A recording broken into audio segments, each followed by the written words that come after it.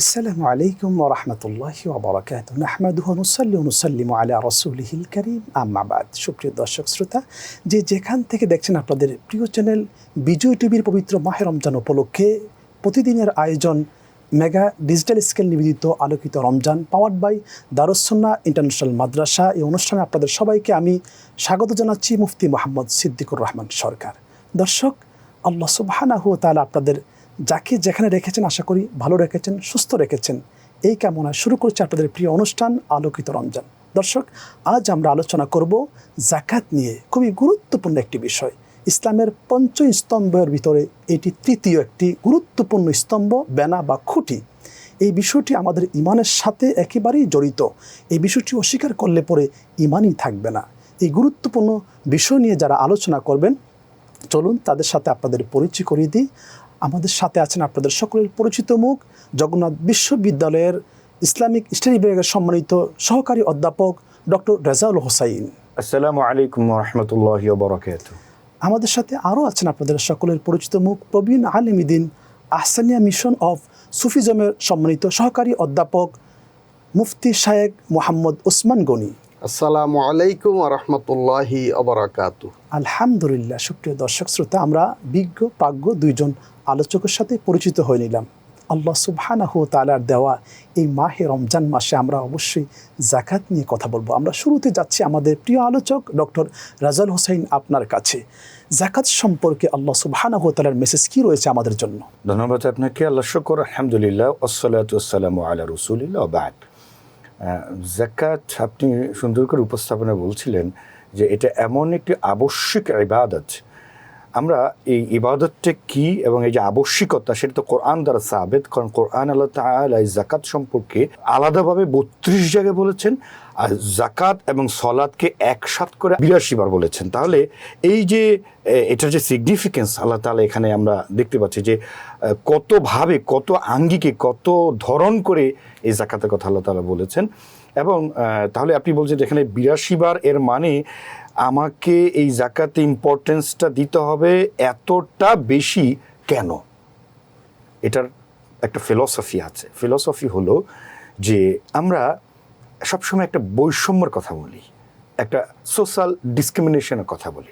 এই যে সামাজিক যে একটা কেউ অনেক বেশি ধনী থেকে আরও ধনী হবে, আরও গরিব থেকে আরও গরিব হবে, এই যে ধনী এবং দারিদ্র বা দরিদ্রদের মাঝে যে একটা বৈষম্য, তাদের মধ্যে যে একটা গ্যাপ, সেটাকে দূর করা, কায়লা দারিদ্র বিমোচন। এক্স্যাক্টলি। অর্থাৎ আমাদেরকে ফিলসফিটা আগে নিতে হবে, এটা দর্শনটা কি, কেন আল্লাহ তাআলা আবশ্যিক করেও এতবার বলেছেন। এটার যে বিষয়ে মূল বক্তব্য যে সেটা হচ্ছে যে দারিদ্রতাকে একেবারে এমনভাবে নির্মূল করতে হবে যে ওমর ফারুক রাদিয়াল্লাহু আনহুর জামানার মতো, যে যাকাত দাতা উনি ঘুরছেন আর ঘুরছেন, কিন্তু গ্রহীতা খুঁজে পাচ্ছেন না। তো অর্থাৎ কোনো ধরনের দরিদ্র ব্যক্তিকে খুঁজে পাওয়া যাচ্ছে না, এমন হবে সোশ্যাল সিনারিও। তাহলেই যাকাতের মূল লক্ষ্য এবং উদ্দেশ্য সাধিত হবে। এখন প্রশ্ন হচ্ছে যে এটা কিভাবে করে আমাদের মাঝে এটা বন্টন হবে, কিভাবে আদায় হবে, এটা একটা লম্বা আলোচনার বিষয় আছে। আমরা খুব সংক্ষেপেই বলবো যে আল্লাহ তাআলা কোরআনে কিন্তু বলেছেন, খুয মিন আমওয়ালিহিম সাদাকাতান তুতাহহিরুহুম ওয়া তুযাক্কিহিম বিহা। এই যাকাতটা খুজ মানে নিয়ে নাও। আরেক জায়গায় বলেছেন, আল্লাযীনা ইম্মাক্কান্নাহুম ফিল আরদ আকামুস সালাত ওয়া আতাউজ যাকাত। যারা সমাজের অধিপতি হবে, যারা নেতৃত্বের স্থানে বসবে, যারা ক্ষমতার স্থানে বসবে, তারা যেন যাকাতের ব্যাপারে, সলাতের ব্যাপার পরপর যাকাতের কথা বলছেন, তারা যেন সেটা আদায় করে নেয়, মানে খুদ আদায় করে নেয়। নিয়ে কি করবে, সেটা যথাস্থানে, সেটার কোথায় কোথায়, সেটার যে স্থানগুলি, সেটার যে মাসারেফগুলি, সেটা আল্লাহ তাআলা কোরআনে বলে দিয়েছেন স্পষ্ট করে। তাহলে আমাদের প্রথম যে আলোচনাটা সেটা হলো যে যাকাত আবশ্যিক পদেও আমি তো দিবই এবং আমার কাছ থেকেও নেওয়া হবে, এই দুই কাইফিয়তই কিন্তু কাজটা হতে হবে। আমি তো দিবই, দিতে বাধ্য থাকিব, অ্যাট দ্য সেম টাইম আমার কাছ থেকে এটা গ্রহণ করা হবে, আদায় করা হবে, এইটা হলো আমাদের মূল বিষয়, এটা হবে ধরন। কিন্তু এখন আমরা হয় কি, যাকাত দিচ্ছি, আমরা নিজ উদ্যোগে যাকাত দিচ্ছি, বিশেষ করে রমাদানে, যেহেতু এটা ইবাদত এর এবং নেকি কামাইয়ের শ্রেষ্ঠ মাস। এখানে যত বেশি বেশি ইবাদত করে আমাদের নেকি হাসিল করা যায়, সেই লক্ষ্যে, সেই ইনভলভমেন্টে আমরা আছি। তো সেই হিসাবে জাকাত দেওয়ার ক্ষেত্রে রমাদানকে আমরা আদর্শ মাস হিসেবেই গণ্য করি, সবাই আমরা সেভাবেই সাজেস্ট করি। কিন্তু প্রশ্ন হচ্ছে, আমি পার্সোনালি সেটা দিচ্ছি, কিন্তু আমরা গ্রহণ করার যে পদ্ধতি, নিতে হবে, নিয়ে বন্টন করতে হবে, এই জায়গাতে কিন্তু আমাদের এখন যেতে পারিনি।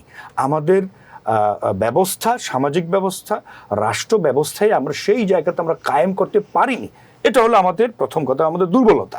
চমৎকার বলছেন, আপনার কাছে আমি আসবো। আমাদের মুফতি শাহেখ ওসমান গনি হাফিজাহুল্লাহ, আপনি যদি বলেন যে এই যে জাকাতের নিসাব বলতে আমরা কি বুঝি, কখন কে দিবেন, কিভাবে দিবেন সেটা? আমরা জানি জাকাত শব্দের অর্থ প্রবৃদ্ধি এবং পবিত্রতা।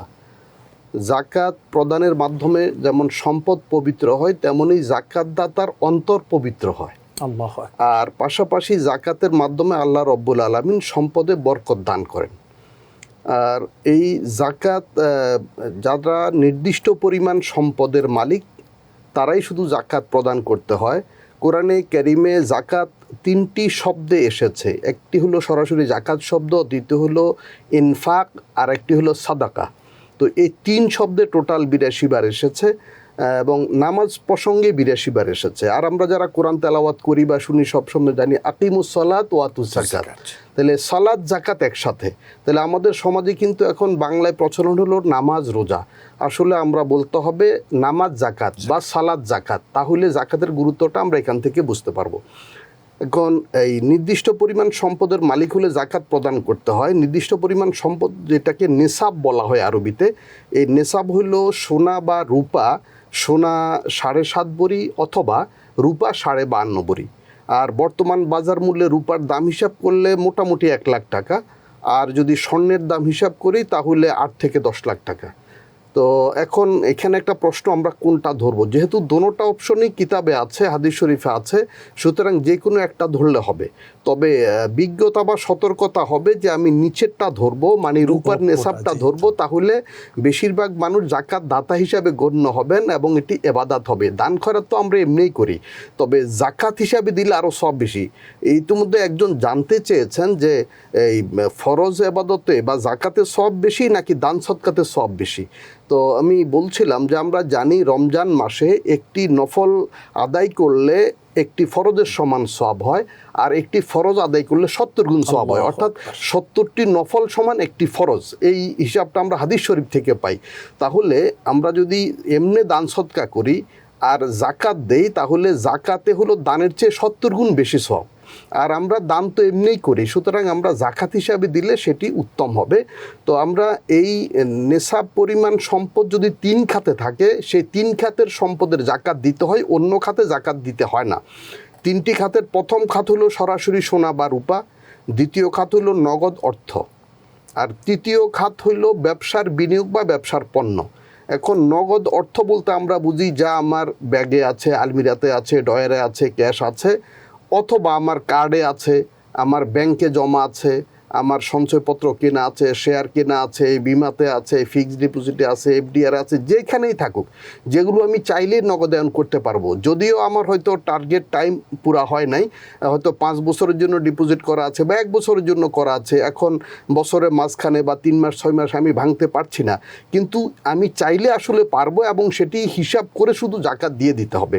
বছর পূর্ণ হওয়ার একটা মাসালা আছে, যাকে হাউলানে হাউল বলে আরবিতে, যে বছর পূর্ণ হলে জাকাত দিতে হয়। আসলে বছর পূর্ণ হতে হয় মিনিমাম সম্পদ বা নিসাব পরিমাণ সম্পদ, যেমন আমরা নিসাব বলেছি 1 লাখ টাকা বা 52.5 ভরি রূপা। তো এখন কারো 12 মাস বা সারা বছর ব্যাপী 1 লাখ টাকা বা তার উপরে রয়েছে। এখন আরবি মাসের গণনা হতে হবে। অবশ্যই আরবি মাসের গণনা, মানে 355 দিনের বা 354 দিনের গণনা। এই ক্ষেত্রে আরেকটা বিষয়, কেউ যদি ইংরেজি মাস হিসাবে বা অর্থ বছর হিসাবে এই যে জুলাই টু জুন জাকাত দিতে চায়, তাহলে 11 দিনের বেশি সময় ধরে জাকাত দিতে হবে, মানে 11 দিনের এক্সট্রা জাকাত দিলে সেটাও হবে, যদি কেউ হিসাবের সুবিধার্থে এভাবে দিতে চান। তো আমরা এই যে বছর পূর্ণ হওয়ার প্রসঙ্গটি, এটি বুঝতে হবে। নেসাব পরিমাণ সম্পদের বছর পূর্ণ হলে বছর শেষে সকল সম্পদের 3 খাতে যত সম্পদ আছে টোটাল সম্পদের হিসাব দিতে হবে। উদাহরণ হিসাবে কেউ হয়তো 5 কোটি টাকার মালিক আছেন, মানে এই 3 খাতে ওনার 5 কোটি টাকা সমপরিমাণ সম্পদ আছে। কিন্তু রমজান মাসের আগে উনি যে জাকাত যেই তারিখে হিসাব করেন প্রতি বছর, এখানে মনে রাখতে হবে প্রতি বছর একই তারিখে একই সময়ে কিন্তু জাকাতটা হিসাব করতে হবে। জাকাতটা প্রত্যেক বছর একই তারিখে একই দিন হিসাব করতে হবে, একই সময়ে হিসাব করতে হবে। আপনার কাছ থেকে শুনবো, তবে বিরতির পর সুপ্রিয় দর্শক শ্রোতা, খুবই গুরুত্বপূর্ণ আলোচনা আমরা শুনছিলাম, আমরা আলোচনা আরও শুনবো, তবে বিরতির পর। আপনারা দেখছেন আপনাদের প্রিয় অনুষ্ঠান মেগা ডিজিটাল স্ক্যান নিবেদিত আলোকিত Ramzan, powered by Darus Sunnah international মাদ্রাসা। নিচ্ছে ছোট্ট একটি বিরতি, আমাদের সাথেই থাকুন, ফিরছি আমরা কিছুক্ষণ পর।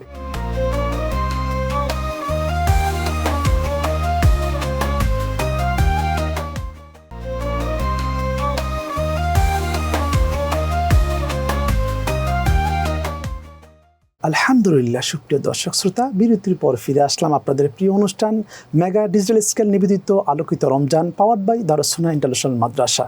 দর্শক, খুবই গুরুত্বপূর্ণ আলোচনা আমরা শুনছিলাম যে মাহে রমজান মাসে আমরা যারা জাকাত দিচ্ছি, জাকাতটা আমরা কখন কিভাবে দিব।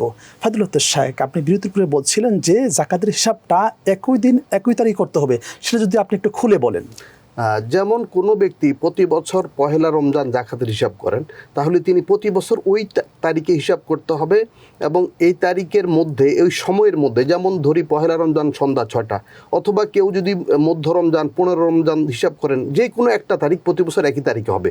ওই সময়ের আগে যে সম্পদ আসবে, যেমন সারা বছর তার কাছে 5 কোটি টাকা ছিল, এখন এই রমজান মাসে পহেলা রমজান ওনার জাকাত হিসাবের সময় তার 1 দিন আগে, 2 দিন আগে, 1 সপ্তাহ আগে, অথবা 1 মিনিট আগে তার আরও 5 কোটি টাকা যুক্ত হয়েছে তার অ্যাকাউন্টে, তার হিসাবে। তাহলে টোটাল 10 কোটি টাকার জাকাত দিতে হবে। এই কথা বলা যাবে না যে এই সম্পদের বলতে পারি যে হয় হয়তো গত বছর পহেলা রমজানে আমার কাছে 2 লক্ষ টাকা ছিল, এই বছর পহেলা রমজানে আমার কাছে হয়তো 10 লক্ষ বা আমার কাছে 10 লক্ষ বা 10 কোটি টাকা চলে আসলো। অথবা আমি গত বছর পহেলা রমজানে, আমি প্রথম রমজানে আমি সন্ধ্যা 6টার সময় আমার কাছে 2 লক্ষ টাকা ছিল, সেটার আমি জাকাত দিয়েছি। এই বছর পহেলা রমজানে আমার কাছে ঠিক সন্ধ্যা 6টার সময়, হয়তো 6টা বাজার 2 মিনিট আগে ছিল 10 লাখ, 2 মিনিট পরে ঠিক 6টা বাজার হয়ে গেলে আমার কাছে 20 লাখ, তখন আমাকে সেই 20 লক্ষ টাকা জাকাত দিতে হবে। এবং ওই 6টা বাজার পরে যেই টাকাগুলো যুক্ত হবে সেগুলো পরের বছর হিসাবে যাবে। মানে এটা বলা যাবে না যে এই টাকার বছর পূর্ণ হয়েছে, এই টাকার বছর পূর্ণ হয় নাই। আসলে টোটাল টাকার বছর পূর্ণ হওয়া শর্ত নয়, শুধু নিসাবের বছরটা পূর্ণ হওয়া শর্ত। এখানে আরেকটা বিষয় আমরা বলতে চাই যে জাকাত কাদেরকে দেয়া যায়, এখানে এটি গুরুত্বপূর্ণ। অনেকে এই মাসালা নিয়ে খুব বিব্রত বা চিন্তিত থাকেন। এই শুধু পিতা মাতা এবং ঊর্ধ্বতন পুরুষ আর সন্তান বা অধস্তন পুরুষ, এই 2 দিক ছাড়া বাকি সকলকে জাকাত দেয়া যায়। যেমন ভাই ব্যাখ্যা করে বলি, যেমন আমি, আমার বাবা মা, আমার সন্তান, আমার নাতি বা আমার দাদা দাদি, নানা নানি, ওনাদেরকে জাকাত দিতে আমি পারবো না। কিন্তু আশেপাশে যেমন ভাই বোন, ওনারা যদি জাকাতের হকদার হন, মানে নিসাব পরিমাণ সম্পদের মালিক না থাকেন, নিসাব পরিমাণ মানে ওই 3 খাতে নিসাব পরিমাণ যদি সম্পদ না থাকে, তাদেরকে জাকাত দেওয়া যাবে। তবে সতর্কতা হলো ওনাদেরকে জাকাত বলে না দেওয়া। অর্থাৎ আমার মনে আছে আমি জাকাত দিচ্ছি, কিন্তু ওনাদেরকে দেওয়ার সময় এমনি দিব, ওনারা যেন বুঝতে না পারেন, কারণ এটা বোঝানো প্রয়োজন নেই। আর বুঝতে পারলে ওনারা হয়তো মনে কষ্ট পাবেন বা বিব্রত বোধ করবেন। আপনি চমৎকার বলছেন ডক্টর রেজাউল হোসাইন। আপনি যদি একটু বলেন যে এই যে জাকাত আমরা দিচ্ছি, অনেক সময় দেখা যায় যে আমরা মাদ্রাসায় জাকাত দিয়ে দিচ্ছি, সেখানে গরিব আছে কিনা, সেখানে নির্দিষ্ট কমিটি আছে কিনা, বা সেগুলি সঠিকভাবে ডিস্ট্রিবিউশন হচ্ছে কিনা, এই বিষয়গুলো নিয়ে আমরা বিন্দুমাত্র আমাদের কোনো মাথা কামানো হচ্ছে না। সেক্ষেত্রে এটা জায়েজ হবে কিনা? আসলে এটা ঠিকই বলেছেন, আমাদের জাকাত বন্টনের ক্ষেত্রে কোনো বাছ বিচার আমরা করি না, এবং কিভাবে দিতে হবে এখানে আপনার এই কথার সাথে আগে একটু বলে নেই। সেটা হলো যে আমরা জাকাতের লুঙ্গি শাড়ি দিই প্রতি বছর। আনফর্চুনেট পত্রপত্রিকাও এটা আসে যে লুঙ্গি শাড়ি পেতে যেয়ে অনেকে আহত হয়ে, অনেকে নিহত হয়ে যায়। প্রতি বছরই এই ধরনের দৃশ্য আমাদের সামনে পত্রপত্রিকা দেখি। আল্লাহ যেন হেফাজত করুন। এইটা এইভাবে জাকাত আসলে দেয়ার পদ্ধতি নয়, এটার কাইফিয়ত এরকম নয়। কারণ আমি জাকাত দিচ্ছি, এটা তো তার হক। অফি আমওয়ালিহিম হাক্কুল লিসাইলি ওয়াল মাহরুম, এটা তার অধিকার। আমি তার অধিকারকে সম্মানের সাথে দিব। অধিকার মানে কি? What is rights? রাইটস মানে হলো এটা আমাকে দিতে হবে, আমার এটা প্রাপ্য। যদি তাকে দেয়া না হয়, তিনি সেটার জুলমের শিকার হলেন, উনি ডিপ্রাইভড হলেন। তো অধিকার যদি হয়, এটা হক যদি হয়, তাহলে তার সম্মানের সাথে তাকে ফিরিয়ে দিতে হবে। আপনি বলছেন যে মাদ্রাসাগুলোতে যেভাবে হয়, হ্যাঁ মাদ্রাসা লিল্লা বোর্ডিং যেখানে ব্যবস্থাপনা আছে সেটাকে ভালো করে যাচাই বাছাই করে সেটাকে দিতে হবে। নির্দিষ্ট কমিটি আছে এবং সেটা সত্যিকারের অর্থেই লিল্লা বোর্ডিংয়ের সেই অ্যারেঞ্জমেন্ট আছে কিনা, নাকি নামকাওয়াস্তে দিয়ে আমরা জাকাতের অর্থ নিয়ে সেটা আবার তশরুফ করছি কিনা, আবার নিজের পকেটে পুড়ছি কিনা, এমনটা ঘটনা এই জন্য বলছি এমন হচ্ছে। এ ধরনের ঘটনার বাস্তবতা আমরা দেখছি। খবরদার, হুঁশিয়ার হয়ে যেতে হবে আমরা যেন এই জাতীয় কাজ যেন আমরা না করি। কারণ আল্লাহ তাআলা প্রপারলি যদি যাকাত কেউ না দেয় তাদের ব্যাপারে কিন্তু শাস্তির ঘোষণা করেছেন। والذين يكنزون الذهب والفضة ولا ينفقونها في سبيل الله فبشرهم بعذاب أليم।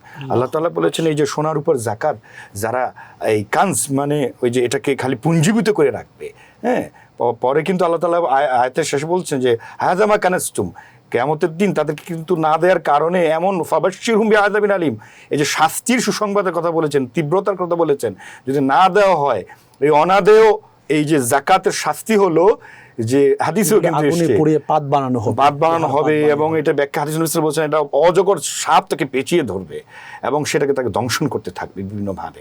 এই যে শাস্তির কথা কোরআনে আছে, হাদিসে যে ভয়াবহতার কথা, এবং আল্লাহ তাআলা সেদিন বলবেন যে ফাযুকুল আযাব, এই যে হাযা মা কানাজতুম, এই যে তুমি এগুলি সম্পদ করে কুক্ষিগত করে পুঞ্জীভূত করে রেখে দিয়েছিলে। এক শ্রেণী কিন্তু আছে আমাদের সমাজে, আল্লাযী জামা মালা ওয়া আদ্দাদা, সাথে মাল কামাই করে আর সেটা গুনতে থাকে কত হবে এবং পরে আয়াতে বলছেন সে মনে করে ইয়াহসাবু আন্না মালাহু আখলাদা, সে তার এই মাল তাকে চিরভাস্বর করে রাখবে, চিরস্মরণীয় করে রাখবে, চিরস্থায়ী করে রাখবে। খবরদার, এইটা কখনোই চিন্তা করার কোনো সুযোগ নেই। আমাদের যে আবশ্যিক যাকাত এটাকে দিতেই হবে, একবার শেখ যেরকম বলেন একদম পুঙ্খানুপুঙ্খ হিসাব, এবং এটি স্টার্ট করে আমাদের সকল হিসাব কিন্তু আজকে স্পষ্ট প্রতিভাত যে কিভাবে কতটুকু সম্পত্তির উপরে, সেখানে শুধুমাত্র টাকা পয়সা স্বর্ণালঙ্কারের ক্ষেত্রেও না, এটা যদি প্রাণীও হয় অর্থাৎ ভেড়া, মহিষ, গরু, ছাগল সেটারও যাকাত আছে। এমনকি ফসল যেটা সেচের মাধ্যমে হয় অথবা বৃষ্টির মাধ্যমে হয় সেটারও কিন্তু যাকাত দিতে হবে। যদি এই আবশ্যিক একবার হিসাব করে এবং আলহামদুলিল্লাহ আরেকটি বিষয় হচ্ছে যে এখন এমন চমৎকার অ্যারেঞ্জমেন্ট বেরিয়েছে, এমন ক্যালকুলেটর বেরিয়েছে, যাকাত ক্যালকুলেটর, শেখ নিশ্চয়ই জানেন এটা বিভিন্ন জায়গায় এরকম ডিভাইস অ্যাপস বেরিয়েছে, সেখানে আমি আমার টোটাল সমুদায় জিনিস দিব, ক্লিক করবো, সাথে সাথে টোটাল আমার কত যাকাত হবে সেটা বেরিয়ে আসছে। আমাদের যাকাত বা ইসলাম ফাউন্ডেশন অধীনে যাকাত বোর্ডেরও এ ধরনের ওয়েবসাইট অ্যারেঞ্জমেন্ট আছে। যে কথাটা আমি শুরুতে বলছিলাম যে সেটা হচ্ছে যে আমাদের একটা কালেকটিভ একটা উদ্যোগ নেওয়া দরকার এই যাকাতের ব্যাপারে। এটা হচ্ছে আমাদের জন্য সবচেয়ে গুরুত্বপূর্ণ মেসেজ। এমন কালেকটিভ সমন্বিত একটা রাষ্ট্র নেতৃত্ব দিবে এবং রাষ্ট্রের সাথে সামাজিক নেতৃবৃন্দ সব মিলিয়ে একাত্ম হয়ে একটি, যেমন মালয়েশিয়াতে যাকাত মন্ত্রণালয় আছে আলাদা, শুনলে অবাক হবেন, এবং সে ধরনের তার প্রতি বছর বিভিন্ন এই ধরনের সেমিনার কনফারেন্স, একটি কনফারেন্সে আমাকে ইনভাইটেশন করা হয়েছিল। তো তারা একটা আলাদা একটা সেপারেট একটা বডি সরকারের, যারা এই কাজেই, এই যে আমেল কোরআনের ভাষায় যে মাসারিফুজ যাকাত বলা হয়েছে, যারা এই পুরা কাজটাকে আঞ্জাম দিবে।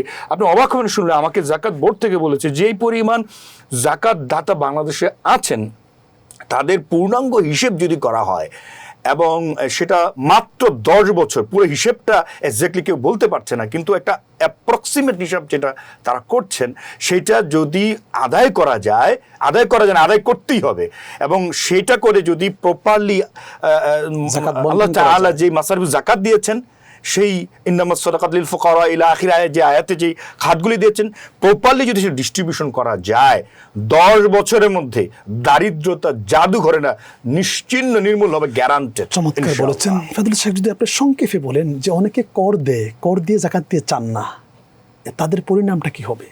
ধন্যবাদ। কর এটি সরকারের যে ট্যাক্স রাজস্ব এটি প্রদান করতে হবে নিয়ম মতো, সেটি বিষয়টা ভিন্ন।